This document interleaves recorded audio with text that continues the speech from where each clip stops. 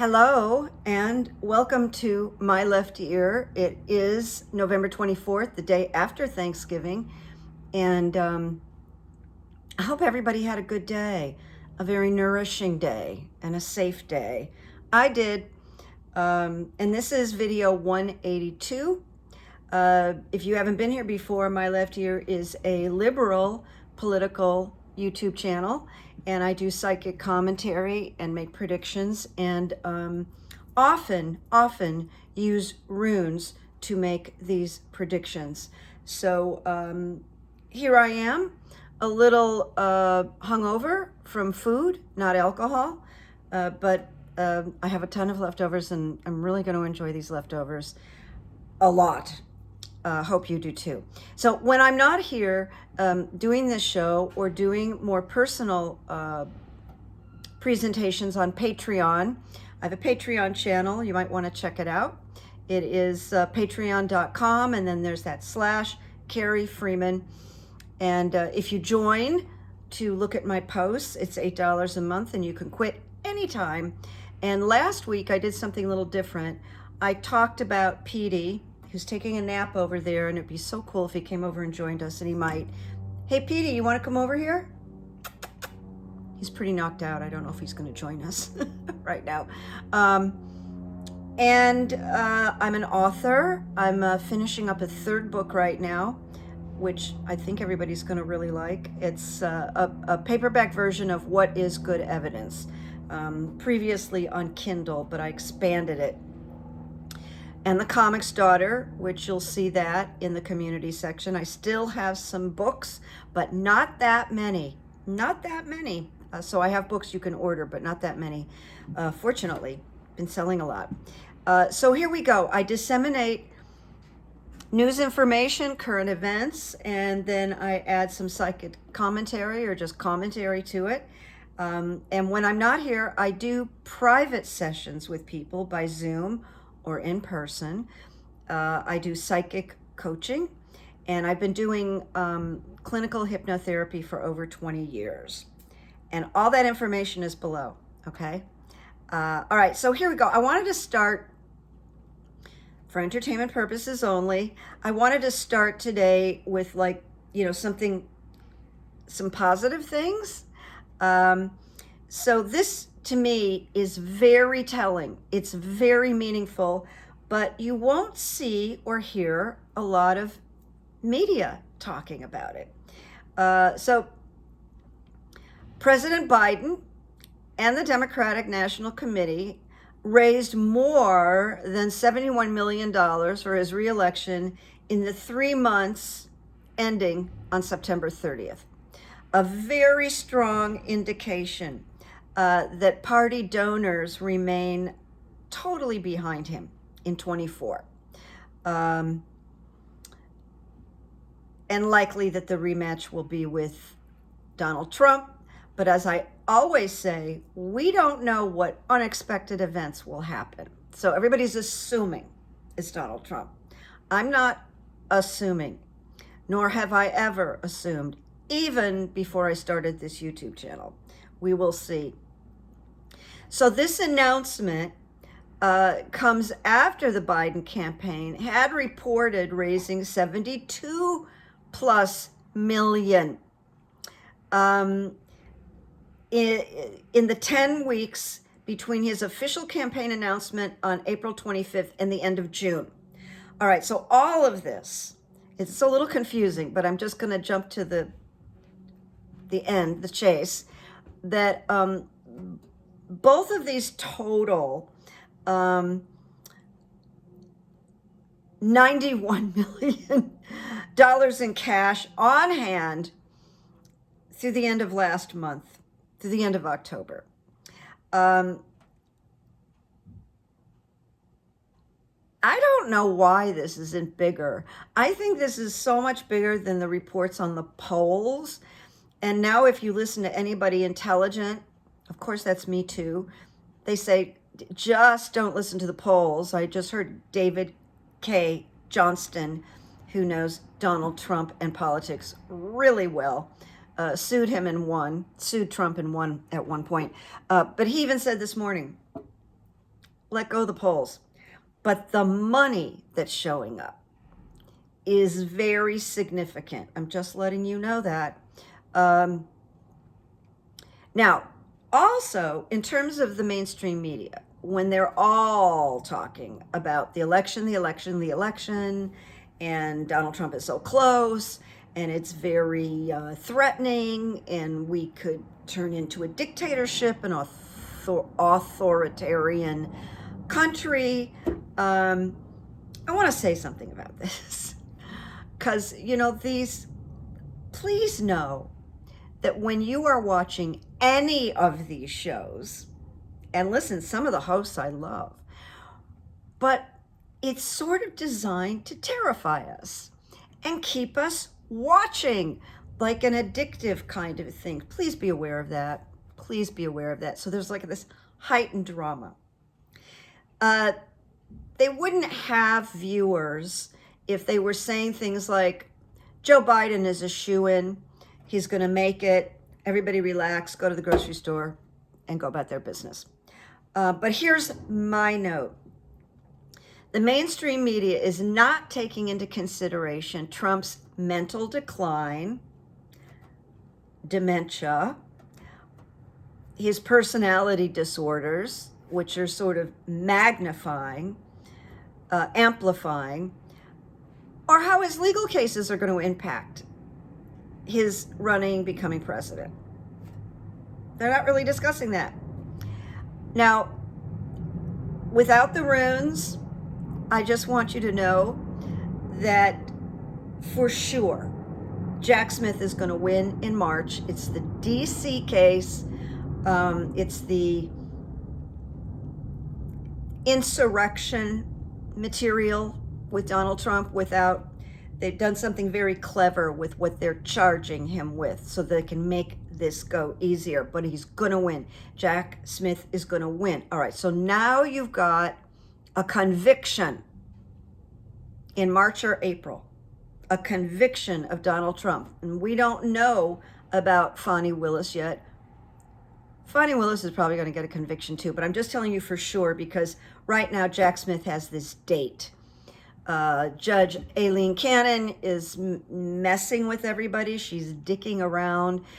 There's a theory that she's trying to help Trump by making sure that his case will be after the election because that's what he wants. We don't know yet.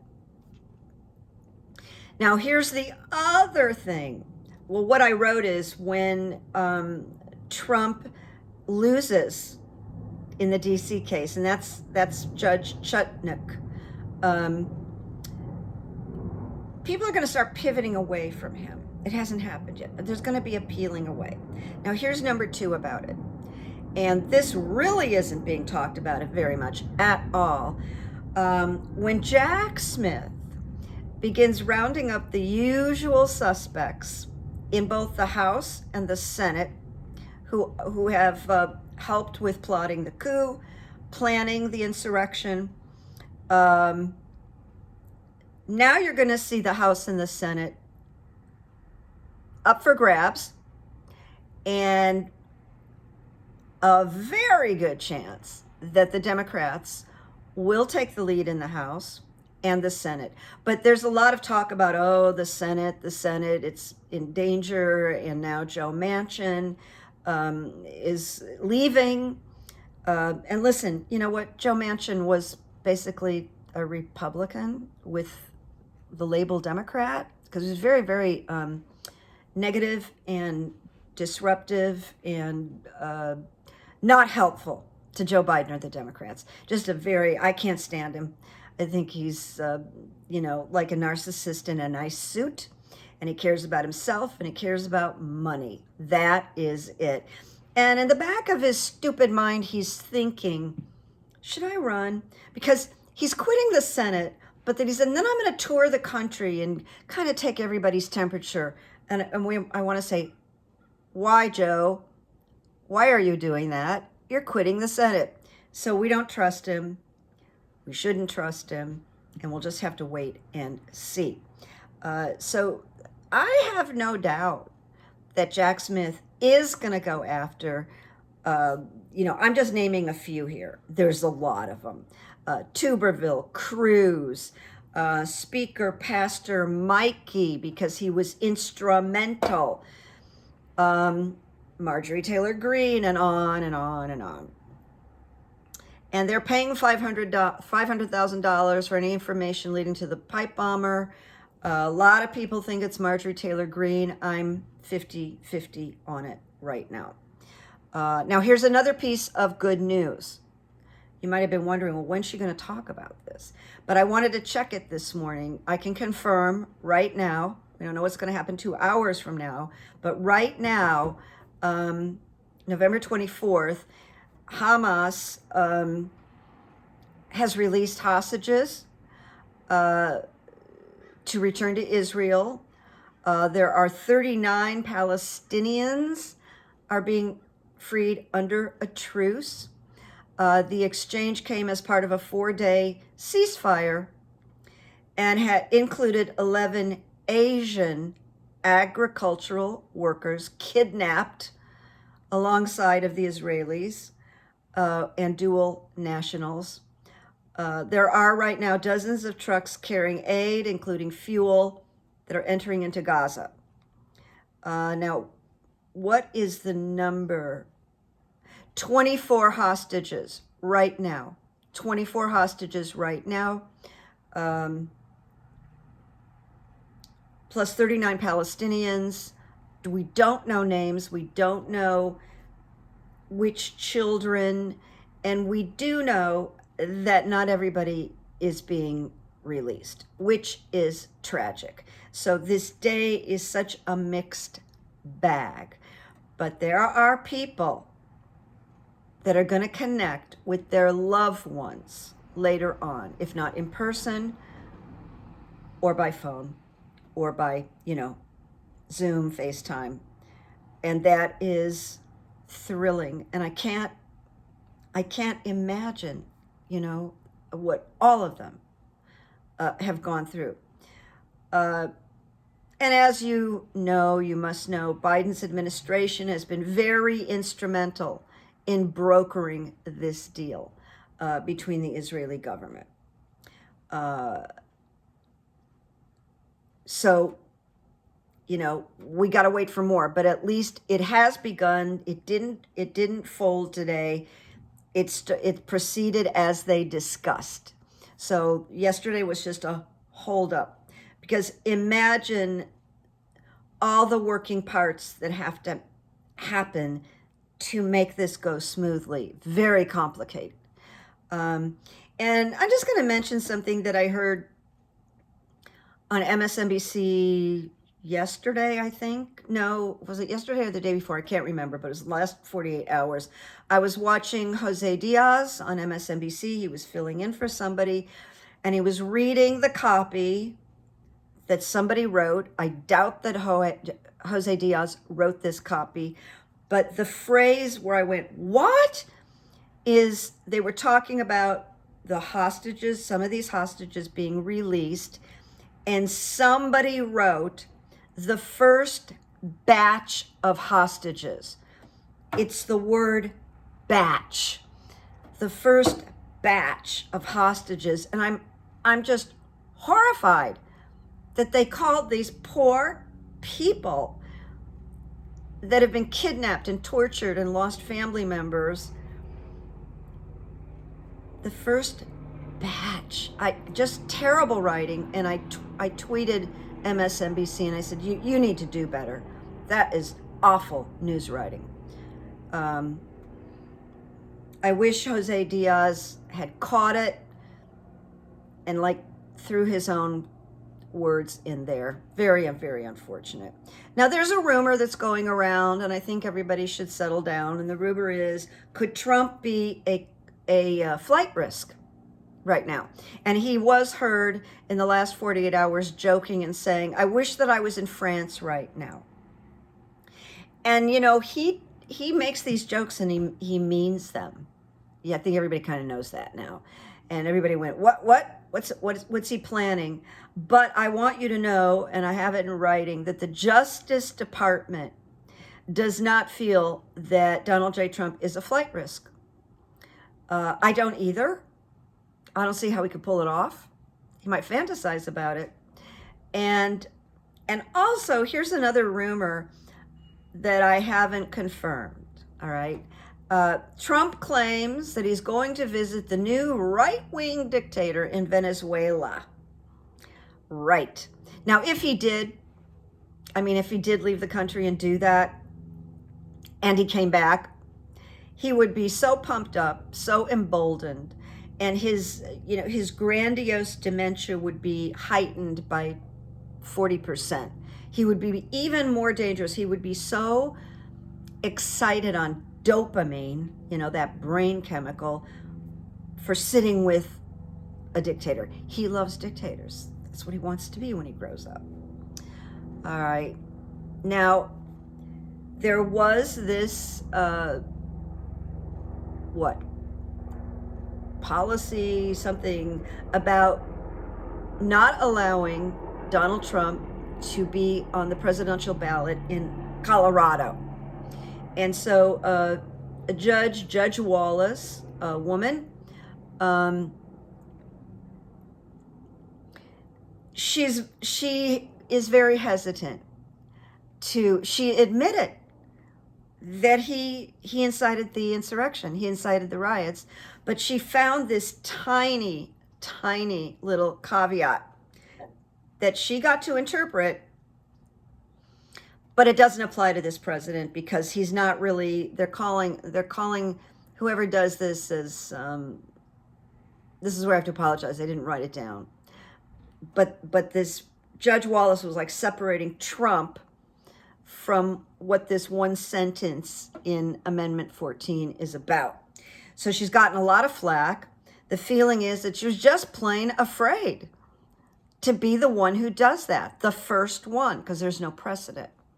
Just afraid, because that's what Trump's sort of power is, to scare the living daylights out of everybody and their family. And, what's happening to the clerk in New York is very terrible with the harassment and threats that she's getting. So now, Judge Wallace evidently sort of teed it up like in golf, that it now goes to the Colorado Supreme Court to overturn her decision. And then it could go to the federal Supreme Court because it can make that jump legally. And they'd have to decide whether to take the case, but it would have to be fast. So we don't know yet what's going to happen in the Colorado case. And my computer blew up like it does sometimes.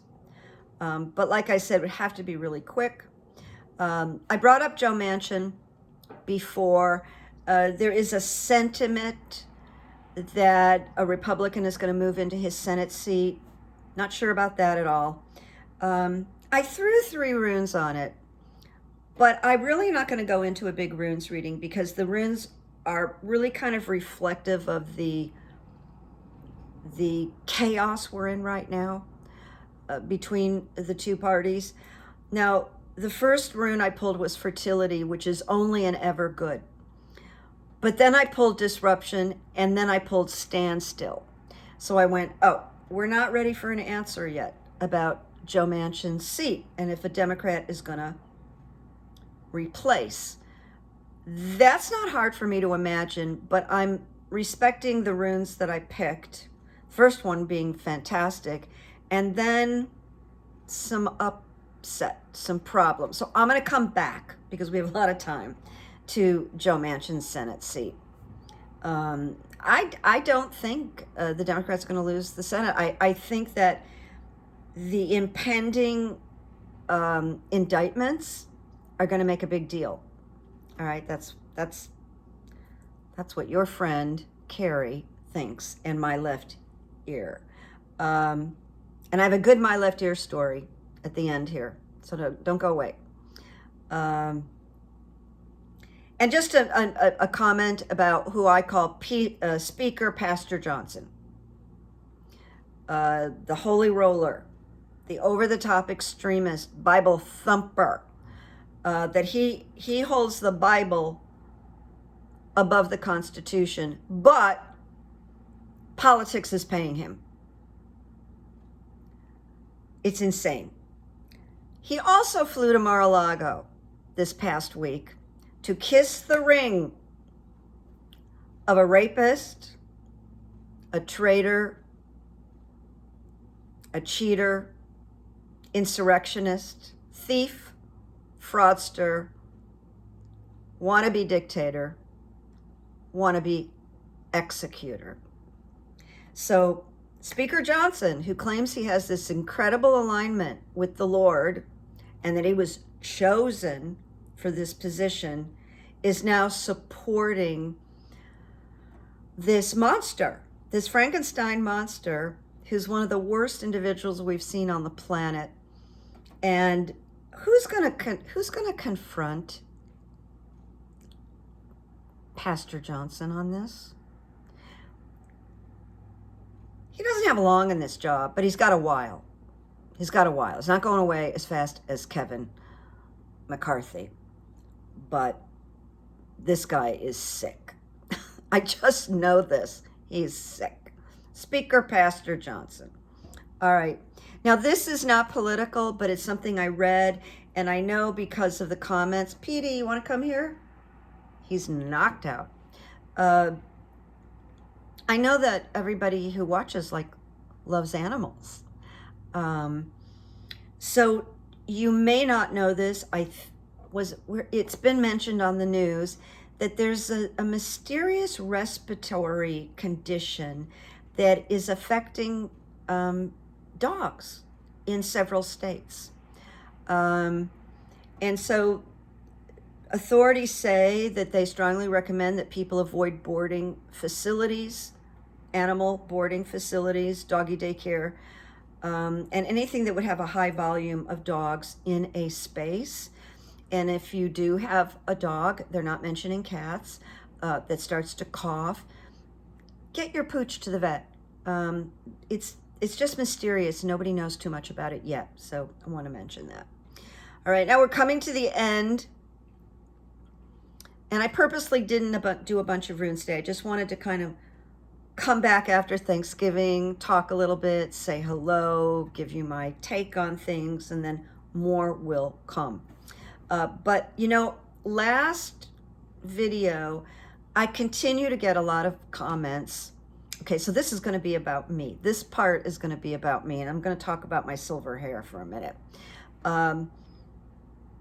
Ever since the silver started to come in, I get a lot of compliments from you guys. I mean, I really haven't gotten one doubter or one criticism, thank God. But I get a lot of compliments, and people are kind of excited, and it seems to be making other people think about doing it.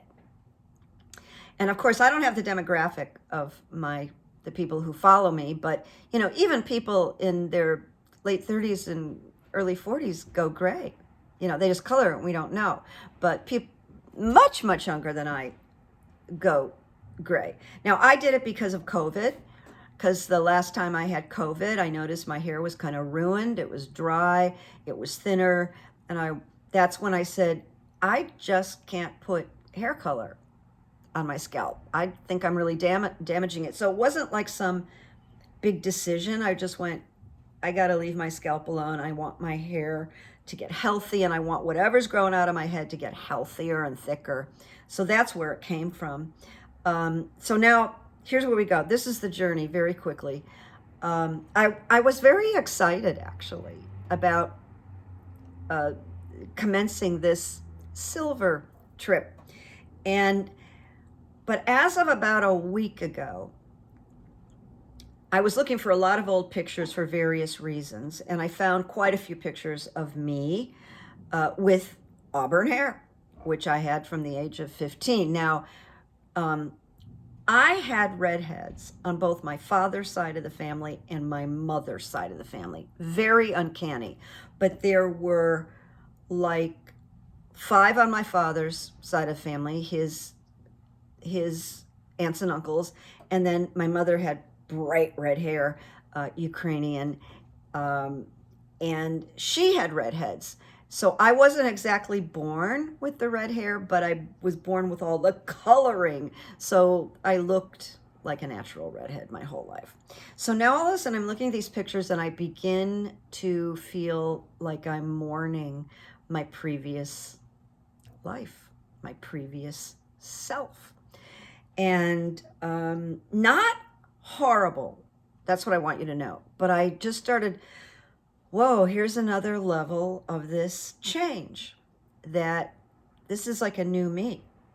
And I'm starting to change my photographs. So that's an interesting piece of it. And I'm working through it. And I know I'm not going to go back to coloring it. I can certainly think about it, but I really can't see myself doing that. And changing all of this up now. This is kind of like my path at the moment. But also in my private life, and some people that I've made friends with on Twitter that are not close friends, but really chummy, that are mature, are starting to say, they're starting to act like they want to apologize to me for coloring their hair, which is like completely unnecessary. I just don't have an opinion on what other people do. It's none of my business. I would never say, oh, you should do this. It's very liberating. No, I would never do that. It's very personal. So I have no opinion. My sister-in-law, at one point, maybe 4 or 5 years ago, decided to do it, and then people criticized her and said, oh, it's not the right gray for you, and she immediately went back and colored it again. So now she's starting to apologize to me, and what's interesting, and she doesn't watch my YouTube channel, even though I threatened her, she still hasn't watched it, so, you know, go figure. That's a whole other story, but I'm not concerned about discussing this because she doesn't watch me. She just gets very defensive. Like, well, I don't look good. And I went, I don't have a judgment. Color your hair. Do whatever you want. That's how I feel about everybody. But in terms of human behavior, which always is interesting to me, people are like explaining to me why they haven't gone gray yet. And they're thinking about it. So if I can inspire people, that's really cool. But I'm not going to make that recommendation to anybody. I just want you to know that. Now, the other thing I want to share with you is it could be my imagination. We know I go outside, and I do make an effort to spread goodwill, humor, kindness. But it seems to me people feel nicer to me. And I've noticed people opening the door for me, friendlier. Like, I think maybe I'm less threatening with the silver hair. I'll let you know. I don't know. I'm just sharing this information. But I love your support, and thank you so much. And if you have any questions, let me know. I may talk about this again because I'm not through it. I only have part of it going on. And the reason I don't wear it down, I wore it down in a Patreon post about 2 weeks ago, and I thought I looked awful, to be honest with you. I even want to like get rid of that Patreon post. I can't stand looking at it. So I don't think it looks good down right now. And that's why I just throw it back and we wait. So that's the reason. All right, now we come to, I'm going to skip to something that was good evidence for me that was sort of like weirdly uncanny. So last week, you may or may not know, Nicole Wallace was missing from her show. Alicia Menendez subbed and did a great job. I really like Alicia Menendez, very classy. And they didn't really explain why Nicole wasn't there, but I know she has a son. But now I'm thinking about Nicole in my car, and I'm thinking about her husband, Mike Schmidt, New York Times award-winning journalist. And this is where my mind went. But I didn't know I was getting information. I was thinking, it's really interesting that Mike Schmidt, who I don't think has ever been married and has no children, married Nicole, who's a little bit older than he is. No judgment there, but I thought he's kind of, did he give up the dream of having his own child? And I thought, boy, they must really love each other, you know. First of all, they dated quite a bit before they got married, and they went to the head, Mike Schmidt and Nicole Wallace went to the head of MSNBC and said, we're dating, how would you like us to handle it? We wanted full disclosure, and MSNBC was fine. And then they have continued to handle this professional relationship with a lot of class whenever Mike Schmidt is at the table.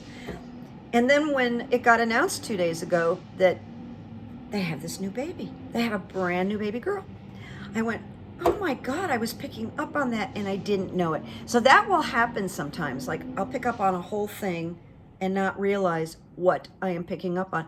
I was picking up on probably when that baby was born and they were all at the hospital. Nicole was not pregnant. It was a surrogate, I believe. That's what's indicated. This is when I'm having like, wow, he sacrificed having his own kid to be married to this woman. But no, he didn't. And they have a baby together. Really great professionals, really like Nicole Wallace. So congratulations. But that was crazy. It was like, I actually had the hit, but I didn't know I had the hit. And that will happen sometimes. Okay.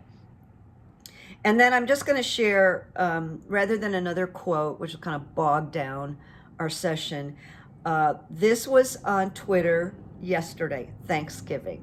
Somebody wrote, to anyone that thinks Washington, D.C. is full of terrible people, let me tell you something. My mom needed flour for the gravy today, and all the stores were closed. I walked into a restaurant near the White House, and they immediately went into the kitchen to get some extra flour for my mother's gravy. They gave it to me, and they all said from the kitchen, we're saving Thanksgiving. It was like a really cute story. Okay, really cute story. So I'm not going to go with the quote today. It's not that necessary, and the quote doesn't really match the energy of the show. And one more thing, a note that I pulled out here that I forgot to mention in my outline is Judge Ludwig, who's retired, conservative judge, brilliant, and he spoke at the January 6th committee. Brilliant man who's very close with Lawrence Tribe, the constitutional expert.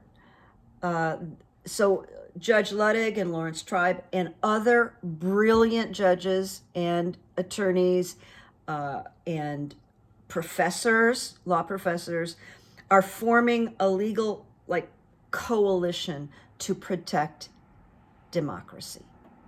And that's a form of good evidence, isn't it? That's a big form of good evidence. All right, my friends, I will talk to you soon. Have a good day after with your leftovers, as I will. And it was good to see you. Thanks for your patience. It was just kind of a chaotic week. And I will be back soon. It is Friday. I don't know why. I'm thinking is it Monday? No, it's Friday. So enjoy the rest of the holiday weekend. Make peace and make good memories. Okay, see you soon.